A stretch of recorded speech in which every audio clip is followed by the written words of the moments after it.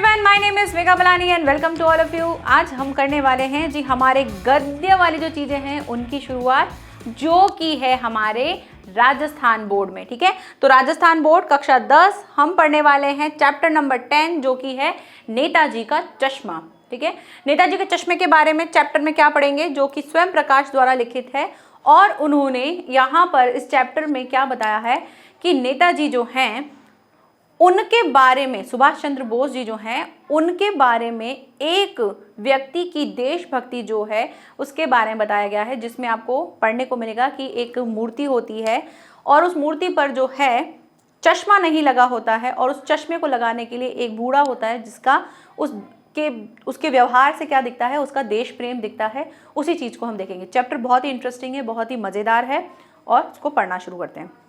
आज ऐसा लग रहा है सब कुछ ब्लू ब्लू है ना, कुछ ज़्यादा ही ब्लू हो गया है। बोर्ड पे आके देख के लग रहा है कि बोर्ड ब्लू, मेरा टी शर्ट ब्लू, तो आज ब्लू डे मानते हैं हम। ठीक है, स्टार्ट करते हैं और सबसे पहले हम देखते हैं हमारे स्वयं प्रकाश जी जो हैं उनके जीवन के बारे में। तो स्वयं प्रकाश जी का जीवन परिचय अगर हम देखें तो स्वयं प्रकाश जी सुप्रसिद्ध कहानीकार हैं। क्या हैं? कहानीकार हैं। इनका जन्म सन 1947 ईस्वी में मध्य प्रदेश के इंदौर शहर में हुआ था। ये मैकेनिकल इंजीनियरिंग की शिक्षा प्राप्त करने के पश्चात औद्योगिक संस्थानों प्रतिष्ठानों में सेवा कार्य करते रहे। इन्होंने अपनी सेवानिवृत्ति के बाद मध्य प्रदेश भोपाल शहर में रहकर वसुधा पत्रिका का संपादन कार्य आरंभ किया। वर्तमान में भी यही कार्य वे कर रहे हैं। ठीक है, ये हैं स्वयं प्रकाश जी और इनके जीवन के बारे में हमने समझा। आगे बढ़ते हैं और देखते हैं और कुछ क्या क्या है। इन्हें इनके श्रेष्ठ कार्यों के लिए पहल सम्मान, ठीक है, पहल सम्मान, वनमाली पुरस्कार, राजस्थान साहित्य अकादमी पुरस्कार से सम्मानित किया गया।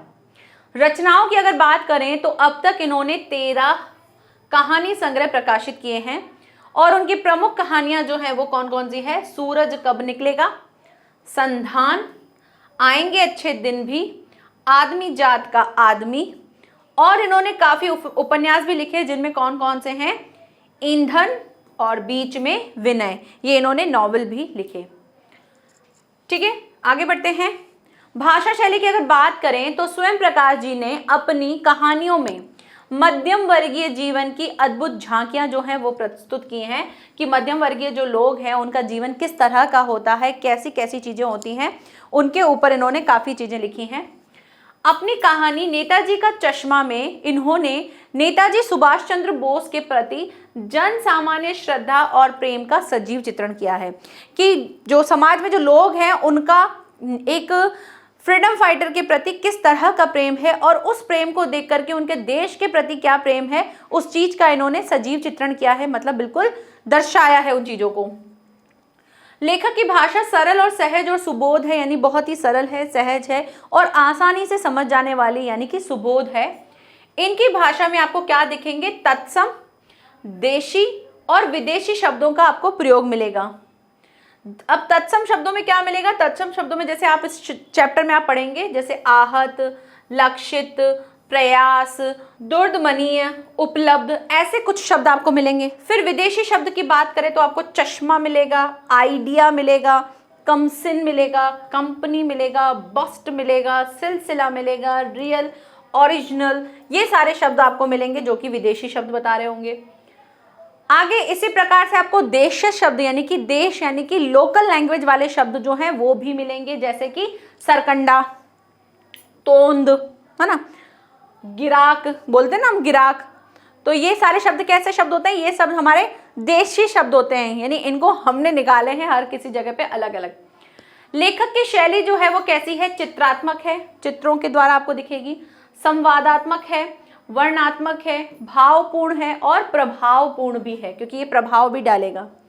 देखिए कैप्टन का अद्भुत शब्द चित्र, एक बेहद बूढ़ा मरियल सा लंगड़ा आदमी सिर पर गांधी टोपी, और मतलब मरियल सा लंगड़ा आदमी सिर पर गांधी टोपी और आंखों पर काला चश्मा लगाए, एक हाथ में छोटी सी संदूक और दूसरे हाथ में एक बांस पर टंगे हुए बहुत से चश्मे। इन सब चीजों से आपको दिख रहा होगा कि उसको एक कैप्टन का नाम दिया गया था। चैप्टर में भी आप पढ़ेंगे कि कैप्टन किसे कहा गया था। तो यहाँ पर एक बूढ़ा जो मरियल सा है, ठीक है, वो चश्मे जो है बेचता है, उसके पास एक डंडा है, उस पर उसके चश्मे लगे हुए हैं। देखते हो ना आप जब चश्मा खरीदने जाते हो तो उस पर एक लंबा सा एक डंडा होता है, उस पर एक अलग से ऐसे राउंड से बना होता है, उसमें चश्मे लगे हुए थे बहुत सारे, तो वैसा उसके पास है और इस तरह से वो चश्मा बेचता है। उसके बारे में हम स्टोरी में पढ़ेंगे। शुरू करें हमारा, तो शुरू करते हैं हमारे चैप्टर को, यहीं से ही है नेताजी का चश्मा। वैसे तो हम इसका सार भी पढ़ सकते थे, लेकिन चैप्टर अच्छे से लाइन टू लाइन पढ़ेंगे तो सब चीजें समझ में आती हैं। तो क्या शुरू होता है, हालदार साहब को हर 15 दिन कंपनी के काम के सिलसिले में उस कस्बे से गुजरना पड़ता था। कस्बा बहुत बड़ा नहीं था जिसे पक्का मकान कहा जा सके, वैसे बहुत ही मकान, और जिसे बाजार कहा जा सके वैसा एक ही बाजार था। कस्बे में एक लड़कों का स्कूल, एक लड़कियों का स्कूल, एक सीमेंट का छोटा सा कारखाना, 2 ओपन एयर सिनेमा घर और एक ठो नगर पालिका जो थी वो थी। नगर पालिका थी तो कुछ न कुछ करती भी रहती थी, कभी कोई सड़क पक्की करवा दी तो कभी कुछ पेशाब घर बनवा दिए। तो हालदार साहब इस कहानी में हमको दिखेंगे, ठीक है, जिनकी क्या है, जिनकी एक कंपनी है जहां कंपनी में वो काम करते हैं और हर 15 दिन में उस कस्बे से गुजरते थे। और कस्बा जो था वो ज़्यादा बड़ा नहीं था, ज़्यादा कुछ पक्के वक्के मकान नहीं थे, लेकिन हाँ कहने के लिए एक बाजार था। और उस कस्बे में क्या क्या था, एक लड़कों का स्कूल था, एक लड़कियों का स्कूल था, एक नगर पालिका थी, एक सीमेंट का छोटा सा कारखाना था, 2 सिनेमा घर थे और इस तरह की चीज़ें थी। नगर पालिका थी तो कुछ ना कुछ काम होता रहता था, कभी सड़क बनवा लेते थे, कभी पेशाब घर बन जाते थे, कभी कबूतरों की छतरी बनवा देते थे, तो कभी कभी सम्मेलन करवा दिया करते थे। इसी नगर पालिका के किसी उत्साही बोर्ड या प्रशासनिक अधिकारी ने एक बार शहर के मुख्य बाजार के मुख्य चौराहे पर नेताजी सुभाष चंद्र बोस की एक संगमरमर की प्रतिमा लगवा दी। ये कहानी उस प्रतिमा के बारे में है, बल्कि उसके भी एक छोटे से हिस्से के बारे में है। अब यहाँ पे क्या बात कर रहे हैं कि जो कस्बा था वहां से क्या हुआ, एक प्रशासनिक अधिकारी था, उसने क्या किया, उसने उस कस्बे के बीच में एक नेताजी की जो चौराहा था मेन, वहां पर उन्होंने नेताजी के चश्मे की नेताजी की क्या बनवा ली, एक संगमरमर की प्रतिमा यानी कि मूर्ति लगवा दी। और उस मूर्ति को लगवा दिया और उस मूर्ति के बारे में ही हम एक छोटा सा किस्सा जो है उसको हम पढ़ने वाले हैं। पूरी बात तो अब पता नहीं, लेकिन लगता है कि देश के अच्छे मूर्तिकारों की जानकारी नहीं होने और अच्छी मूर्ति की लागत अनुमान और उपलब्ध बजट से कहीं बहुत ज्यादा होने के कारण काफी समय ऊहापोह और चिट्ठी पत्री में बर्बाद हुआ होगा। क्या कह रहे हैं कि पूरी तरह से तो बात पता नहीं है, लेकिन ऐसा लग रहा था मूर्ति को देखकर कि भाई मूर्ति के बारे में उनको ज्यादा जानकारी नहीं थी। और जो मूर्ति बनाने के लिए भाई क्या होता है, एक मूर्ति हर तरह की चीज के लिए कुछ ना कुछ चीज होती है। आप कपड़ा लेते हो तो अच्छा कपड़ा और खराब कपड़ा दोनों मिलता है, मतलब क्वालिटी बेस्ड सब चीजें मिलती हैं। पैसा जितना अच्छा दोगे उतना अच्छी चीज मिलती है, जितना कम होता है उसका उतना ही कम होता है। तो यहाँ पर मूर्ति को देखकर बोला गया कि मूर्ति जो है उसके लिए उन्होंने ये अंदाजा लगाया कि मूर्ति जो है बनाने वाला, उसकी मूर्ति दिख के लग रहा था कि या तो इन्होंने ठीक से जानकारी नहीं ली कि किससे बनवानी चाहिए, कैसे बनवानी चाहिए, या फिर इनका बजट का कुछ टंटा होगा कि बजट इतना नहीं है, क्योंकि छोटा सा कस्बा था तो वहाँ पे बजट का भी रहता है, उसकी वजह से भी।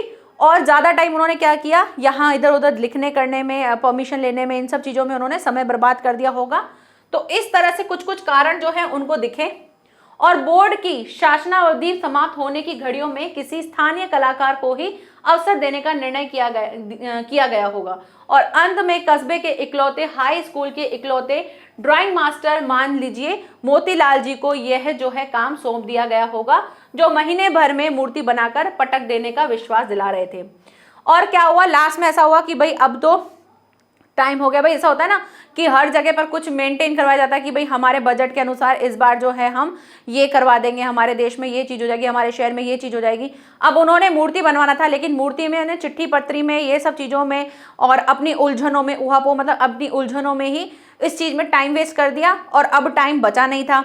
तो क्या किया, जो स्कूल में, जो हाई स्कूल में जो बनाने वाला होता है ना, उसी यानी ड्राइंग मास्टर, जो ड्राइंग बनाने वाला जो मास्टर है, उसी को ही दे दिया कि ले तू ही बना दे मूर्ति। और उसने क्या कह दिया कि हाँ मैं तो बना दूंगा, 1 महीने के अंदर जो है तुमको मूर्ति बना के दे दूंगा।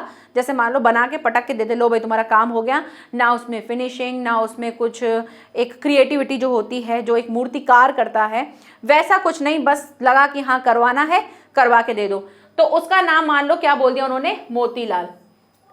ठीक है, इस तरह से उन्होंने कह दिया कि भाई चलो मूर्ति बना देगा वो। उसने बोल दिया हाँ हाँ मूर्ति बनानी है, बना दूंगा, नेताजी की बनानी है, बना देंगे, ऐसा उसने विश्वास दिला दिया। जैसा कि कहा जा चुका है, मूर्ति संगमरमर की थी। टोपी की नोक से कोट के दूसरे बटन तक कोई 2 फुट ऊंची, जिसे कहते हैं बस्ट, और सुंदर थी। नेताजी सुंदर लग रहे थे, कुछ मासूम और कमसिन फौजी वर्दी में। अब मूर्ति के बारे में बता रहे हैं कि मूर्ति कैसी थी भाई, संगमरमर की थी। ठीक है, टोपी की नोक, यानी वो टोपी पहनते थे ना, तो टोपी की नोक से लेके दूसरे बटन तक कोई 2 फुट की, उनका आप जितना भी देखोगे उनका फोटो इतना ही दिखेगा आपको, 2 बटन। मेरे भी 2 बटन दिख रहे हैं, तो मेरा थोड़ा और समझ लो ना। तो नीचे तक हल्का सा, मतलब एक पासपोर्ट साइज फोटो नहीं होती है, वैसी वाली जैसे मूर्ति है। इस चित्र के उन्होंने 2 फीट की जो है मूर्ति बनवाई। तो पूछा जा सकता है कितने फीट की थी, 2 फीट की थी, जिसे कहते हैं क्या, बस्ट कहते हैं। और अच्छी लग रही थी मूर्ति, बढ़िया लग रही थी, और सुंदर भी लग रहे थे नेताजी। वर्दी पहन रखी थी उन्होंने फौजी वाली, मासूम से लग रहे थे, कम से मतलब जवान से और मासूम से, मतलब जैसे हमने सोचे हैं, देखे हैं, उस तरह के लग रहे थे। यानी मूर्ति में कोई कमी नहीं थी, मूर्ति अच्छी बनाई थी उसने, लेकिन बहुत बड़ी मिस्टेक कर दी थी, वो देखेंगे हम। मूर्ति को देखते ही दिल्ली चलो और तुम मुझे खून दो वगैरह वाले जो नारे हैं, वो सारी बातें जो हैं उनको देखते ही याद आती थी, यानी देशभक्ति की भावना जाग जाती थी। इस दृष्टि से ये सफल और सराहनीय प्रयास था। और इस दृष्टि से, इस नज़रिए से अगर हम देखें कि मूर्ति देखते ही हमको लगता है कि हाँ देशभक्ति भावना जो है जग जाती है।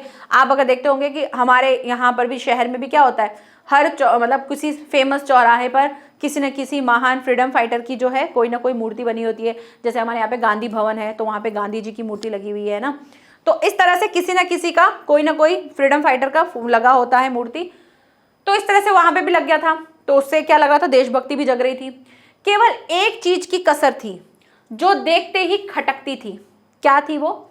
नेताजी की आंखों पर चश्मा नहीं था। आप अगर कितनी भी फोटो देख लोगे, नेताजी की आंखों पे आपको चश्मा दिखेगा। हमने जो फ्रंट पे फोटो देखी थी उसमें भी क्या था, नेताजी की आंखों पे चश्मा था।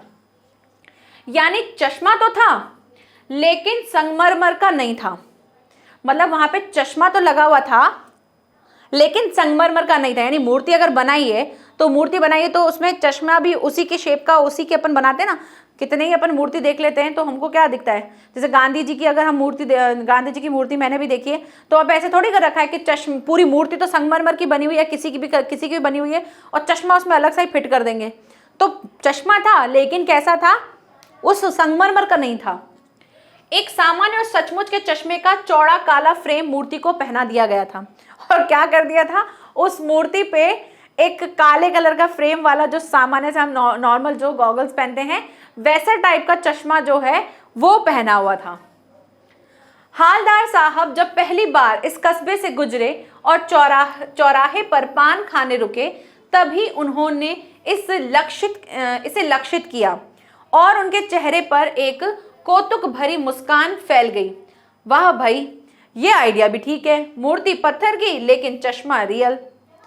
तो हालदार साहब जो हर 15 दिन में अपनी कंपनी के काम से जब जहां से जाते थे कस्बे से, तो वहां पर उनका क्या नियम होता था, वो चौराहे पर रुक के, वहां पे एक पान वाले की दुकान थी, उस पान वाले के रुक के वो वहां पे पान खाते थे। तो जब पान खा रहे थे तो उन्होंने एकदम से उस मूर्ति को देखा, और मूर्ति को देख के उन्होंने देखा, बोले अरे ये क्या है, मूर्ति तो संगमरमर की और चश्मा पहना रखा है, कौन सा वाला, रियल वाला। ये आइडिया भी ठीक है। तो ये चीज देख के उनको लगा कि सही है भाई, ऐसा नहीं कि बिना चश्मे के रखा है, चश्मा तो लगा दिया है, कोई बात नहीं, चलेगा। जीप कस्बा छोड़कर आगे बढ़ गई, तब भी हालदार साहब इस मूर्ति के बारे में ही सोचते रहे और अंत में इस निष्कर्ष पर पहुंचे कि कुल मिलाकर कस्बे के नागरिकों का यह प्रयास सराहनीय है ही कहा जाना चाहिए। महत्व मूर्ति के रंग रूप या कद का नहीं, उस भावना का है, वरना तो देशभक्ति भी आजकल मजाक की चीज होती जा रही है। जब जीप आगे बढ़ गई तो हालदार से बोले कि चलो कोई बात नहीं, मूर्ति तो बनाई है, मूर्ति से लोगों के अंदर देशभक्ति आ जाती है, अदरवाइज तो लोग जो हैं देशभक्ति का भी मजाक उड़ाते हैं। तो इस तरह से उन्होंने बोलते हुए वो चले गए कि भाई चलो कोई नहीं, मूर्ति तो है, चलो इसका भी अच्छी बात है कि देशभक्ति की भावना जो है वो लोगों में है। जब भी जो भी वहाँ से निकलेगा तो लोगों को लगेगा हाँ भाई हमारे इस फ्रीडम फाइटर ने हमारे देश के लिए क्या क्या किया है, तो ये चलो ठीक है, कोई बात नहीं।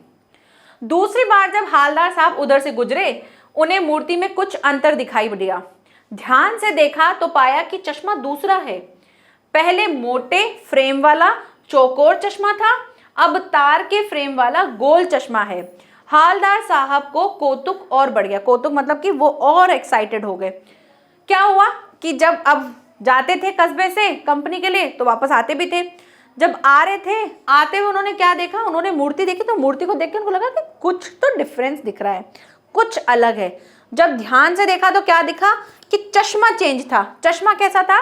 चश्मा पहले चौकोर वाला था, चौकोर इस टाइप का चश्मा था। मान लो पहले ऐसा चश्मा था, मैं चश्मा बना देती हूँ, ठीक है, पहले ऐसा चश्मा था, लेकिन बाद में कैसा हो गया, बाद में तार वाला फ्रेम वाला हो गया, गोल वाला ना, गोल और इसमें तार जैसा ऐसा कुछ फ्रेम वाला था, ऐसा चश्मा हो गया। अब ना किसी को ऐसा पहना हो, इसके किसी को ऐसा पहना हो तो दिख जाता है ना कि हाँ चश्मा चेंज है, शक्ल ही चेंज हो जाती है। तो जब उन्होंने देखा कि मूर्ति थोड़ी सी डिफरेंट लग रही है तो डिफरेंट सोच के उसने देखा कि क्या ऐसा चेंज है, तो ध्यान दिया तो चश्मा जो था वो चेंज था। पहला ऐसा था चौकोर वाला, अब कैसा था, गोल तार वाला। तो हालदार साहब का एक्साइटमेंट और बढ़ गया कि ये कैसे हो गया भाई, चश्मे कैसे चेंज हो रहे हैं, वाह भाई क्या आइडिया है। मूर्ति कपड़े नहीं बदल सकती लेकिन चश्मा तो बदल ही सकती है। तीसरी बार फिर नया चश्मा। अब उन्होंने कहा कि ये सही है, मूर्ति को तो कपड़े अपन चेंज नहीं करते हैं, मूर्ति तो एक बार बन गई, लेकिन वो क्या करते थे, चश्मे जो थे बार बार चेंज होते थे। तो उन्होंने बोला ये आइडिया बढ़िया है कि मूर्ति कपड़े नहीं चेंज कर सकती तो चलो चश्मे ही चेंज कर रहे हैं, तो ठीक है। अब तीसरी बार जब देखा तो तीसरी बार और नया चश्मा आ गया। हालदार साहब की आदत पड़ गई हर बार कस्बे से गुजरते समय चौराहे पर रुकना, पान खाना और मूर्ति को ध्यान से देखना, ये उनका नियम बन गया। आते थे, पान खाते थे, मूर्ति को देखते थे, नोटिस करते थे आज कौन सा चश्मा लगा हुआ है और फिर चले जाते थे। एक बार जब कौतूहल दुर्दमनीय हो उठा तो पान वाले से ही पूछ डाला। अब जब उनको लगा अरे अब तो एक्साइटमेंट जो है अब नहीं रुक रहा, तो उन्होंने पान वाले से पूछ ही लिया, क्यों भाई क्या बात है, ये तुम्हारे नेताजी का चश्मा हर बार बदल कैसे जाता है। तो अब उसको लगा कि अब रोज वो जब भी देखते थे तो चश्मा चेंज होता था, तो चश्मा चेंज होने से उनको ये लगने लग गया कि यार ऐसा क्यों होता है, चश्मे क्यों चेंज होते हैं, कौन इसको चेंज करता है। तो पान वाले के खुद के मुंह में पान ठूसा हुआ था, वह एक काला मोटा खुश मिजाज आदमी था। हालदार साहब का प्रश्न सुनकर वह आंखों ही आंखों में हंसा, उसकी तोंद थिरकी, पीछे घूमकर उसने दुकान के नीचे पान थूका और अपनी लाल काली बत्ती सी दिखाकर बोला, कैप्टन चश्मे वाला करता है। ये लाइन पढ़ के आपको उसकी फोटो समझ में आ गई होगी ना कि कैसा था वो जो पान वाला था, वो बहुत ऐसा मोटू सा था, खुश मिजाज यानी हंसमुख टाइप का, और पान खुद खा रहा था, उसके मुंह में भी क्या था, पान ठूसा हुआ था। अब जब उसने हालदार साहब ने उससे पूछा कि भाई ये कौन करता है, हर बार चश्मे कौन चेंज करता है, तो वो ऐसे हंसा मुंह में पान। अब आप सब लोग सोच लो कैसे होगा ना कि मुंह में पान और करके बोला था, तो उसने क्या किया, अब कुछ बोलेगा तो पान को थूकना पड़ेगा, तो उसने पीछे मुंह करके पान को थूका और फिर बोला, और कौन होगा, ये है हमारे कैप्टन साहब, ठीक है, जो कैप्टन चश्मे वाला है वो ऐसे, और अपनी लाल पीली जो बत्ती सी है जो क्या बोलते पान से जो भरी हुई थी उसको दिखा के ऐसे हंसने लगा। क्या करता है हालदार साहब कुछ समझ नहीं पाए, चश्मा चेंज कर देता है, पान वाले ने समझाया। तो उसने बोला क्या करता है उसमें, बोले कुछ नहीं करता है, चश्मे चेंज कर देता है, इतना बोला।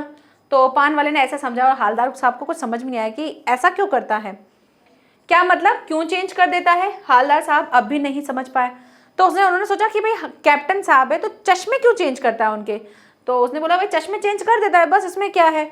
अभी भी जो है हालदार साहब इस चीज़ को समझ नहीं पा रहे थे कि करता क्यों है, क्योंकि पूरी बात अभी तक उसने पान वाले ने बताई नहीं। कोई ग्राहक आ गया समझो, उसको चौड़े चौखट चाहिए, तो कैप्टन किधर से लाएगा, तो उसको मूर्ति वाला दे दिया, उधर दूसरा बिठा दिया। उसने क्या बोला कि भाई ये क्या करता है, कोई ग्राहक आ जाता है और ग्राहक अगर कहता है कि मुझे चौड़े चौखट वाला चाहिए यानी बड़े फ्रेम वाला चाहिए, तो वो क्या करता है, आता है मूर्ति से चेंज करके यही करेगा, उससे निकाल करके उसको दूसरा बिठा देता है, उसको दूसरा पहना देता है, और जो जिस ग्राहक को जैसा चाहिए होता है उसको वैसा चश्मा दे देता है।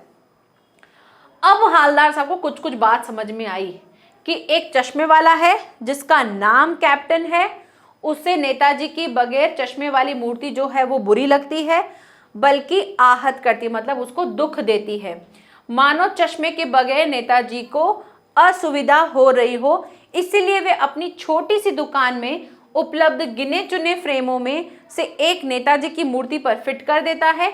लेकिन जब कोई ग्राहक आता है और उसे वैसे ही फ्रेम की दरकार करता है, यानी उनसे मांगता है, तो वो फिर क्या कर देता है, चेंज कर देता है। अब हालदार साहब को समझ में आ गया, भाई ये कैप्टन साहब जो है, ये चश्मे वाला है, इसका नाम कैप्टन होगा और ये क्या करता है, छोटी सी दुकान होगी। अब इसको चश्मे जो है, नेताजी की चश्मे, बिना चश्मे वाली मूर्ति अच्छी नहीं लगती होगी और इसीलिए वो चश्मे, जैसा चश्मा उसके पास उपलब्ध होता है वैसा लगवा देता होगा। और अगर ग्राहक को चाहता होगा वैसा चश्मा, तो उतार के वो उसको दे देता होगा, उसके अकॉर्डिंग दूसरा कुछ और लगा देता होगा। तो ये चीज उसको समझ में आई, किसको, हालदार साहब को। जैसा मूर्ति पर लगा है तो कैप्टन चश्मे वाला मूर्ति पर लगा फ्रेम संभवतः नेताजी से क्षमा मांगते हुए लगाकर ग्राहक को दे देता है और बाद में नेताजी को दूसरा फ्रेम लौटा देता है। वाह भाई, खूब, क्या आइडिया है। फिर से वो बोलने लगे हालदार साहब, ये सही है, ये भी आइडिया बढ़िया है, ये भी ठीक है, जो चश्मा जिसको चाहिए वो दे दो, इसकी जगह नेताजी को दूसरा लगा दो, तो वो भी सही है, बढ़िया है। लेकिन भाई एक बात अभी भी समझ में नहीं आई। हालदार साहब ने पान वाले से फिर पूछा, नेताजी का ओरिजिनल चश्मा कहाँ गया। उन्होंने कहा, चलो ठीक है, वो चश्मे चेंज करते रहते हैं, लेकिन मेरे को एक बात और समझ में नहीं आई कि नेताजी का जो ओरिजिनल चश्मा है वो कहाँ है, क्योंकि वो तो बनाया नहीं किसी ने, वो तो स्कूल का एक सिंपल सा, क्या बोलते हैं, ड्राइंग टीचर था, उसने बना दी मूर्ति। अब उसको अगर एक स्पेशल मूर्तिकार होगा तो उसको वो हर एक बारीकी देखता है, लेकिन उसने तो बना के दे दिया। अब बना के दे दिया तो उसने संगमरमर की मूर्ति में चश्मा ही नहीं बनाया, तो अब उसको क्या बताए। अब आगे बात करते हैं। तो ये क्वेश्चन हालदार साहब के मन में अभी भी था। अब तब तक जब उसने ये बोला कि भाई समझ में नहीं आया, तो तब तक पान वाला जो दूसरा पान ठूस चुका था अपने मुंह में। अब खुद पान वाला तो दनादन पान पे पान खाता रहता था, पान वाला दूसरा पान मुंह में ठूस चुका था। दोपहर का समय था, दुकान पर भीड़ भाड़ अधिक नहीं थी। वह फिर आंखों ही आंखों में हंसा, उसकी तोंद थिरकी, कत्थे की डंडी फेंक, पीछे मुड़कर उसने नीचे पीक थूकी और मुस्कुराता हुआ बोला, मास्टर बनाना भूल गया। और उसने क्या बोला, वो जो पान वाला था उसने तब तक मुंह में एक दूसरा पान ले लिया था, और पान लेते वो फिर से जब उसने क्वेश्चन किया कि भाई ओरिजिनल चश्मा कहाँ है, हालदार साहब ने जब क्वेश्चन किया तो उसने ऐसे हंसा, हंसते हुए उसने फिर पान को थूका। पान को थूक के, आप लोग सोच रहे हैं कि मैम एक्टिंग कर रही है, मैंने देखे हैं ना ऐसे पान वाले, मुझे बड़ी हंसी आ रही है कि हाँ ऐसे ही होते होंगे। और वो जैसे हंसा तो मोटू तो था ही, तो उसकी तोन जो है वो ऐसे हिलने लगी, और हिलते हुए उसने कत्थे की डंडी को फेंक के बोला कि जो मास्टर साहब था ना वो बनाना ही भूल गया, उसने चश्मा ही नहीं बनाया नेताजी का। पान वाले के लिए एक मजेदार बात थी, लेकिन हालदार साहब के लिए चकित और द्रवित करने वाली। पान वाले के लिए तो ये मजाक वाली बात थी कि अरे मास्टर जी तो भूल ही गए बनाना, लेकिन जब हालदार साहब ने ये बात सुनी तो उनको ये बहुत अचंभित लगा कि ऐसे कैसे, ये तो बहुत गलत चीज़ है, ऐसे नहीं होना चाहिए था। यानी वे ठीक ही सोच रहे थे। मूर्ति के नीचे लिखा मूर्तिकार मास्टर मोतीलाल वाकई कस्बे का अध्यापक था, और मूर्ति के नीचे क्या लिखा हुआ था, मूर्तिकार मास्टर मोतीलाल। और ये चीज़ जो है वो वाकई सही लिखी हुई थी कि उसको किसी मूर्तिकार, किसी बढ़िया मूर्तिकार ने नहीं बनाया था, एक स्कूल के अध्यापक ने बनाया था। बेचारे ने महीने भर में मूर्ति बनाकर पटक देने का वादा कर दिया होगा, और हालदार साहब ने इस चीज़ का अंदाज़ा लगाया कि उसने बहुत जल्दी और एक महीने में जो बनाने का जो वादा किया होगा, और उस चक्कर में उन्होंने इस तरह से बना दी। उस पर उसने जो छोटी छोटी बारीकियां हैं उस पर ध्यान नहीं दिया और वो चीज़ रह गई। तो इस तरह से उनको ये चीज़ देख करके उनको बहुत दुख हुआ, यानी उनको ऐसे उस पान वाले की तरह हंसी नहीं आई, उनको बहुत दुख हुआ इस चीज़ का।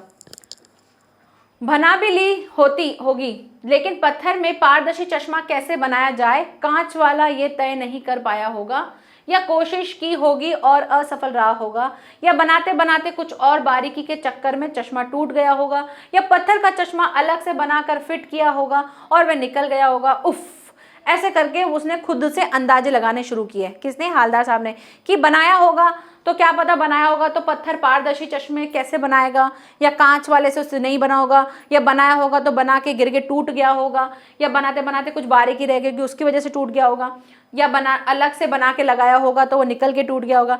तो बहुत सारी चीज़ें जो है उनके मन में चलने लगी और वो कहने लगे उफ, ये तो कुछ ज़्यादा ही सोचने लग गए थे वो। हालदार साहब को ये सब कुछ बड़ा विचित्र और कौतुक भरा लग रहा था। इन्हीं ख्यालों में खोए खोए पान के पैसे चुकाकर चश्मे वाले की देशभक्ति के समक्ष नतमस्तक होते हुए वे जीप की तरफ चले, फिर रुके, पीछे मुड़े और पान वाले के पास जाकर पूछा।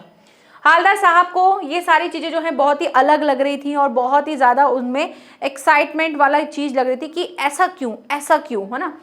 तो वो अपने इस ख्यालों में ही डूबे हुए थे कि भाई उसने ऐसा किया होगा, फिर मूर्तिकार ने ये चीज़ की होगी। तो उनके मन में वो बातें जो है वो चल रही थी और वो उसी में ही खोए हुए थे। और उन्होंने चश्मे पान वाले को पैसे चुकाए और पैसे चुका के वो किसके बारे में, जो चश्मे वाला था उसकी देशभक्ति के बारे में वो नतमस्तक हुए कि उन्होंने ये सोचा कि एक चश्मे वाले के लिए, मतलब नेताजी की जो मूर्ति है वो बिना चश्मे के उनको नहीं समझ में आ रही थी, और उस चीज़ को, उस भावना को जो है वो देखते हुए उन्होंने कहा कि ये इसकी जो देशभक्ति है वो एक अलग ही है। और ऐसे करते करते वो चले, फिर चल के फिर रुके, फिर पीछे मुड़े, वापस से कहाँ गए? पान वाले के पास गए कुछ पूछने के लिए। क्या पूछा उन्होंने?